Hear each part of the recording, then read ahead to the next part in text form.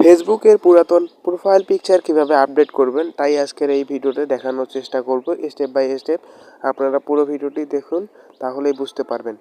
তো আমরা আগে আমাদের প্রোফাইলে প্রবেশ করলাম। এখানে আসার পর দেখতে পাচ্ছেন যে আমাদের প্রোফাইল পিকচারের পাশে একটা ক্যামেরা আইকন আছে, এখানে চাপ দিবেন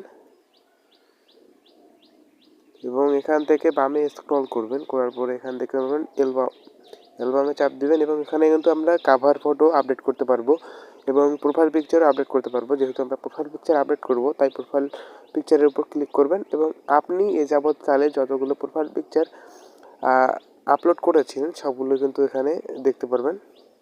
তো এখান থেকে আমরা এই ছবিটাকে আপডেট করতে চাচ্ছি, এজন্য এই ছবির উপর ক্লিক করবেন যে ছবি আপডেট করতে চান এবং উপরে সেভ আইকনে ক্লিক করবেন।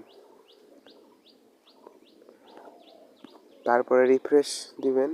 কিছুক্ষণের ভিতরে আপনার ছবিটি আপডেট হয়ে যাবে। আর যদি ভিডিওটা ভালো লেগে থাকে তাহলে অবশ্যই লাইক, কমেন্ট, শেয়ার করে দিবেন। এখন দেখুন আমাদের প্রোফাইল পিকচারটা কিন্তু আপডেট হয়ে গেছে 6 মিনিট আগে এবং আগের সমস্ত লাইক, কমেন্ট সব কিছুই আছে। তো এভাবে কিন্তু আপনারাও আপনাদের পুরনো ফেসবুকের প্রোফাইল পিকচার আপডেট করতে পারেন।